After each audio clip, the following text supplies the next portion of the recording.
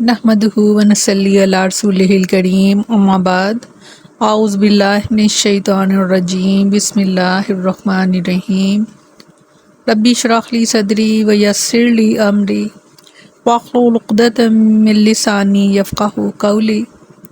السلام علیکم ورحمۃ اللہ وبرکاتہ۔ کیسے ہیں آپ سب؟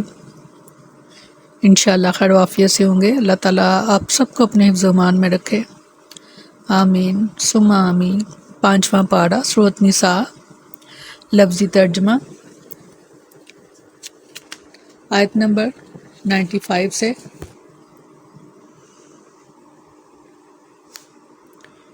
100 تک، 95 سے 100 تک۔ لفظی ترجمہ، لا یستوی نہیں برابر ہو سکتے، قاعدون بیٹھ رہنے والے، من المؤمنین مومنوں میں سے، غیری سوائے اولی الضرر تکلیف والے یا عذر والے، والمجاہدون اور جہاد کرنے والے، فی سبیل اللہ اللہ کی راہ میں، باموالہم اپنے مالوں کے ساتھ، وانفسہم اور اپنی جانوں کے ساتھ، فضل اللہ فضیلت دی ہے اللہ نے، مجاہدین جہاد کرنے والوں کو، باموالہم اپنے مالوں سے، وانفسہم اور اپنی جانوں کے، علی القاعدین بیٹھ رہنے والوں کے، درجاتن درجہ ہے،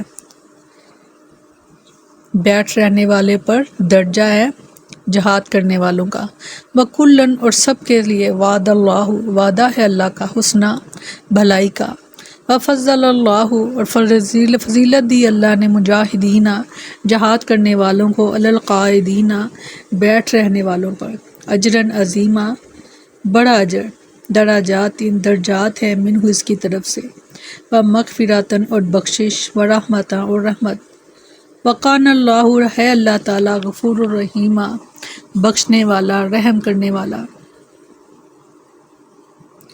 ان الذین بے شک وہ لوگ، توفاہم الملائکۃ قبض کرتے ہیں جن کی روحیں فرشتے، ظالمی جو ظلم کرنے والے ہیں، انفسہم اپنے آپ پر، قالوا تو پوچھتے ہیں، فیما کس حال میں، کنتم تم رہے، قالوا تو کہتے ہیں، کننا ہم تھے، مستضعفین کمزور، فی الارض زمین میں، قالوا فرشتے کہتے ہیں، الم کیا نہ تکن تھی، ارض اللہ اللہ کی زمین، واسعۃ فراخ، وہ تو ہاجروا تو پس تم ہجرت کر جاتے، فیہا اس میں، فاولئک پس یہ وہ لوگ ہیں، ماواہم جن کا ٹھکانہ، جہنم جہنم ہے، وساءت مصیرا اور بری ہے پہنچنے کی جگہ، الا مگر مستضعفین کہ جو ضعیف اور ناتواں ہیں، من الرجال مردوں میں سے، والنساء اور عورتوں میں سے،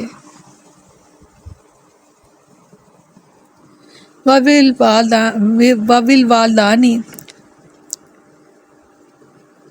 اور بچوں میں، لا یستطیعون نہیں کر سکتے، حیلۃ کوئی بھی چارہ یا تدبیر، ولا اور نہ ہی یہتدون سبیلا اور نہ ہی کوئی راستہ جانتے ہیں، فاولئک پس ایسے ہی لوگ ہیں، عسى اللہ امید ہے کہ اللہ، ان یہ کہ یعفو کہ معاف کر دے، عنہم انہیں، وکان اللہ ہے اللہ تعالیٰ، عفوا معاف کرنے والا، غفورا بخشنے والا۔ امن اور جو کہ یہاجر ہجرت کرے، فی سبیل اللہ اللہ کی راہ میں، یجد تو پائے گا، فی الارض زمین کو، مراغمن مقام ہجرت، کثیرہ بہت، وسعتاً اور کشائش والا۔ امن اور جو کہ یخرج نکلے، من بیتی ہی اپنے گھر سے، مہاجرن ہجرت کر کے، الی اللہ اللہ کی طرف، ورسولہ اور اس کے رسول کی طرف، ثم پھر، یدرک الموت آپ پکڑے اس کو موت، فقط تو پس تحقیق واقع ثابت ہو چکا، اجرہ اس کا اجر، اللہ اللہ پر، وقان اللہ ہے اللہ تعالیٰ، غفور رحیم بہت بخشنے والا، بہت مہربان۔ سبحان اللہ۔ فرمایا کہ ایمان والوں میں سے بیٹھ رہنے والے جو کسی تکلیف والے نہیں، اور اللہ کے راستے میں اپنے مالوں اور اپنی جان کے ساتھ جہاد کرنے والے برابر نہیں ہیں۔ اللہ نے اپنے مالوں اور اپنی جانوں کے ساتھ جہاد کرنے والوں کو بیٹھ رہنے والوں پر درجے میں فضیلت دی ہے، اور ہر ایک سے اللہ نے بھلائی کا وعدہ کیا ہے، اور اللہ نے جہاد کرنے والوں کو بیٹھ رہنے والوں پر بہت بڑے اجر کی فضیلت عطا فرمائی ہے، اپنی طرف سے بہت سے درجوں کی اور بخشش اور رحمت کی، اور اللہ ہمیشہ سے بے حد بخشنے والا نہایت مہربان ہے۔ بے شک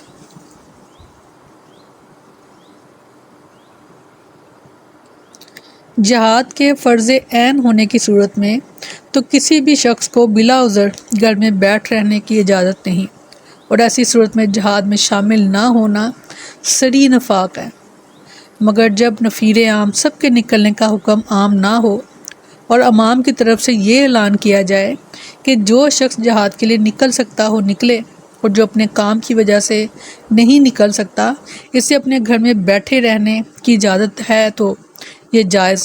آیت میں اسی صورت کے پیش نظر فضیلت کا ذکر ہے کہ امام کی اجازت کے باوجود جو لوگ گھروں میں بیٹھے رہتے ہیں اور جو اپنی خوشی سے جہاد میں شریک ہوتے ہیں، یہ دونوں برابر نہیں ہو سکتے۔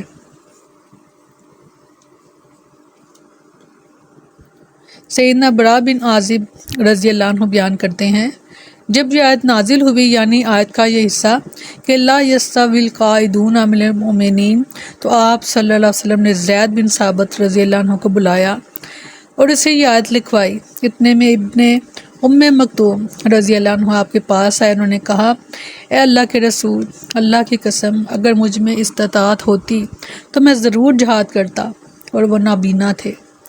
چنانچہ اسی وقت اللہ نے اپنے رسول پر وحی نازل کی، تب آپ کی ران مبارک میری ران پر تھی، اور وہ مجھ پر اتنی باری ہو گئی کہ مجھے اندیشہ ہوا کہ کہیں میری ران ٹوٹ ہی نہ جائے۔ آخر یہ کیفیت ختم ہی ہوئی اور اللہ نے الفاظ نازل کیے، غیر اولی الضرر، یعنی سوائے کہ جو مجبور ہیں یا کسی وجہ سے شامل نہیں ہو سکتے جہاد میں۔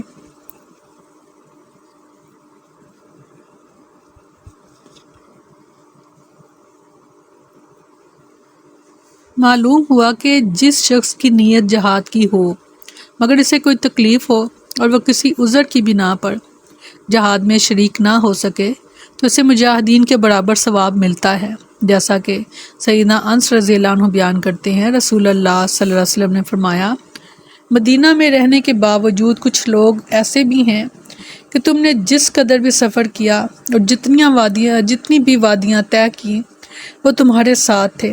صحابہ رضی اللہ عنہم نے عرض کی، اے اللہ کے رسول، وہ تو مدینہ میں ہیں۔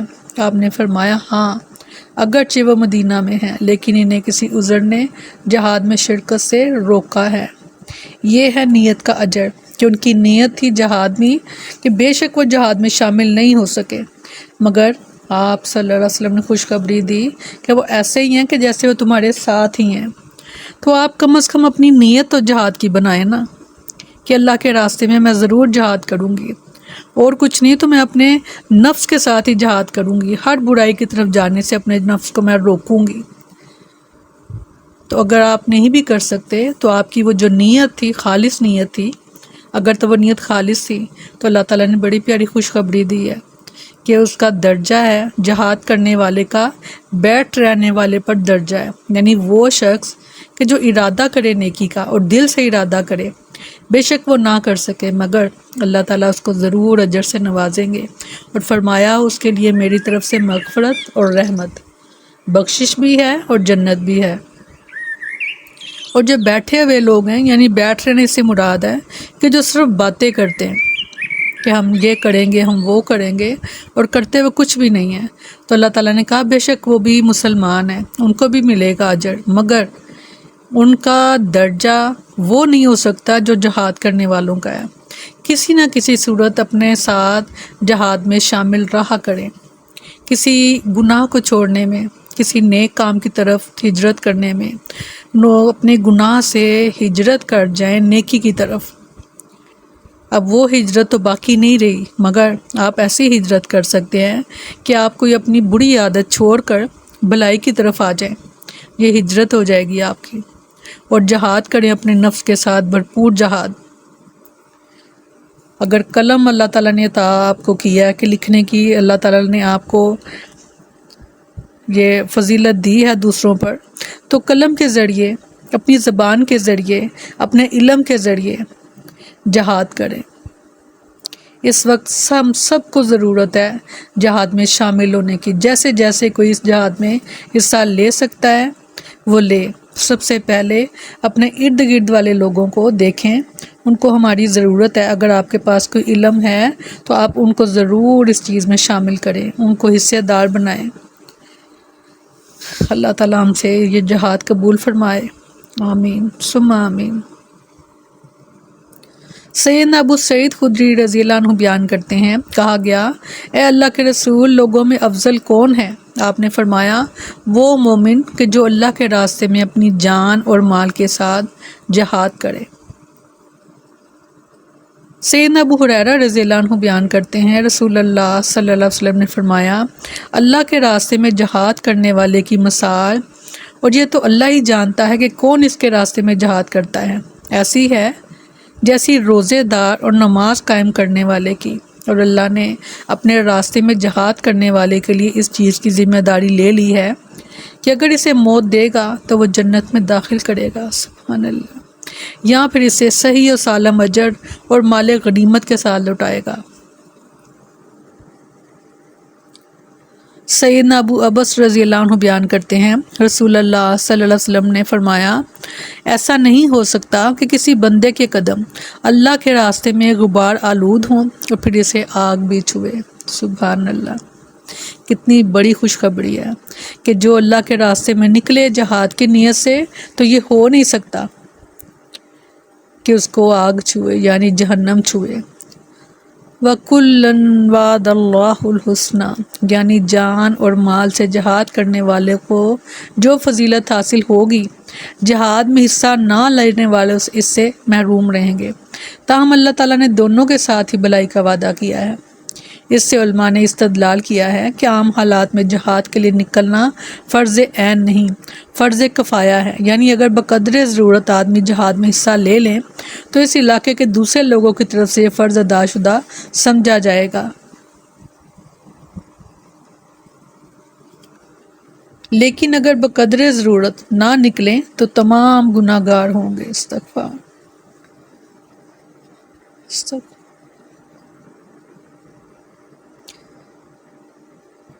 سیدنا ابو ہریرہ رضی اللہ عنہ بیان کرتے ہیں، رسول اللہ صلی اللہ علیہ وسلم نے فرمایا جو شخص اللہ تعالیٰ اور اس کے رسول پر ایمان لائے، نماز قائم کرے اور رمضان کے روزے رکھے تو اللہ پر حق ہے کہ اسے جنت میں داخل کرے، خواہ وہ اللہ کے راستے میں جہاد کرے یا اپنی زمین پر جہاں وہ پیدا ہوا تھا بیٹھا رہے۔ لوگوں نے کہا اے اللہ کے رسول، کیا ہم لوگوں کو یہ خوشخبری نہ سنا دیں؟ آپ صلی اللہ علیہ وسلم نے فرمایا جنت میں 100 درجے ہیں جو اللہ نے اپنے راستے میں جہاد کرنے والوں کے لیے تیار کیے ہیں، ہر 2 درجوں کے درمیان اتنی مسافت ہے جتنی آسمان اور زمین کے درمیان۔ سبحان اللہ، اللہ ہمیں ان میں شامل فرمانا، اللہ ہمیں ان میں شامل فرمانا، اللہ ہمیں ان میں شامل فرمانا، آمین۔ فرمایا بے شک وہ لوگ جنہیں فرشتے اس حال میں قبض کرتے ہیں کہ وہ اپنی جانوں پر ظلم کرنے والے ہوتے ہیں، کہتے ہیں کہ تم کس کام میں تھے؟ فرشتے پوچھتے ہیں کہ تم کس کام میں تھے؟ وہ ہم سب سے پوچھیں گے فرشتے کہ تم کس کام میں تھے، تو اپنا جواب سوچ کر رکھیے گا۔ ان سے پوچھا جائے گا کہ تم کس کام میں تھے؟ وہ کہتے ہیں ہم اس سرزمین میں نہایت کمزور تھے۔ وہ کہتے ہیں، فرشتے کہتے ہیں کیا اللہ کی زمین وسیع نہ تھی کہ تم اس میں ہجرت کر جاتے؟ تو یہ لوگ ہیں جن کا ٹھکانہ جہنم ہے اور وہ لوٹنے کی بری جگہ ہے۔ استغفار۔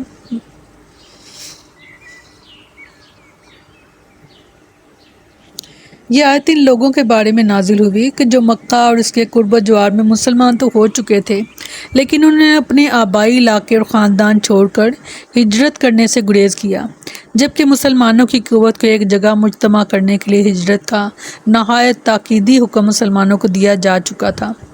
اس لیے جن لوگوں نے ہجرت کے حکم پر عمل نہیں کیا ان کو یہاں ظالم قرار دیا گیا ہے، ان کا ٹھکانہ جہنم بتلایا گیا ہے۔ فرشتے ایسے لوگوں کی روح قبض کرتے وقت پوچھیں گے کہ تم لوگوں نے یہاں سے ہجرت کیوں نہیں کی؟ تب وہ لوگ یہ عذر پیش کریں گے ہم کمزور تھے۔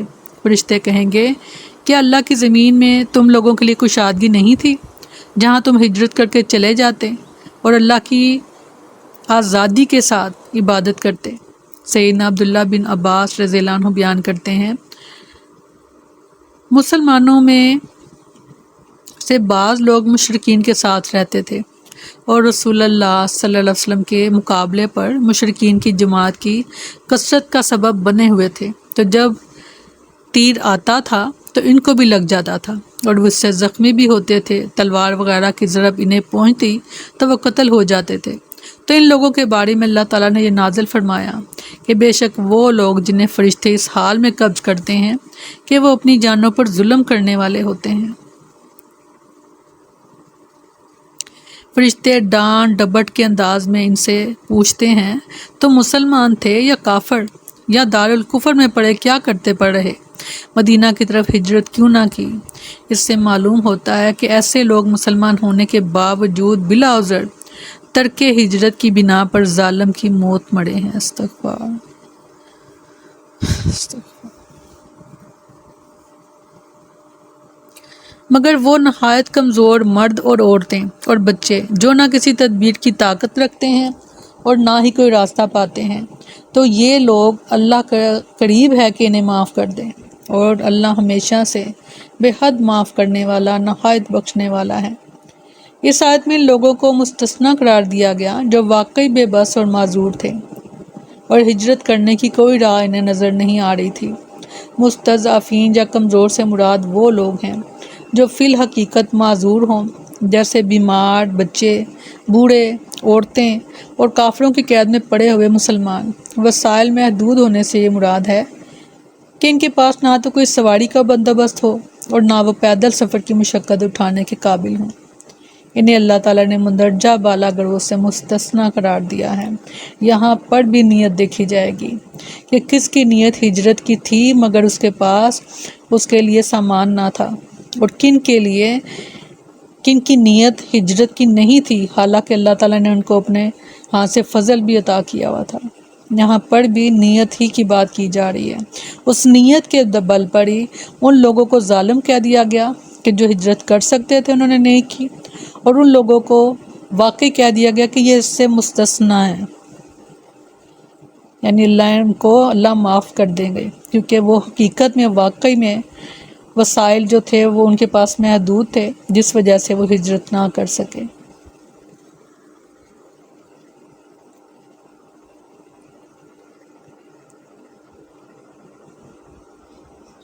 جہاد کریں جیسے جہاد کا حق ہے۔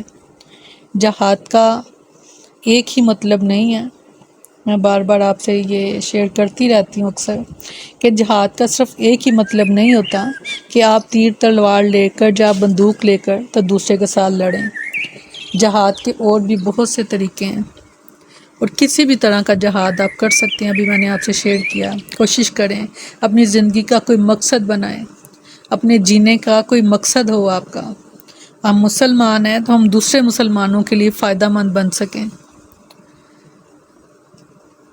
کوشش کیجئے گا۔ سبحانک اللہم و بحمدک، نشہد ان لا الہ الا انت، نستغفرک و نتوب الیک۔ سبحان ربک رب العزت عما یصفون، وسلام علی المرسلین، والحمد للہ رب العالمین۔ السلام علیکم ورحمۃ اللہ وبرکاتہ۔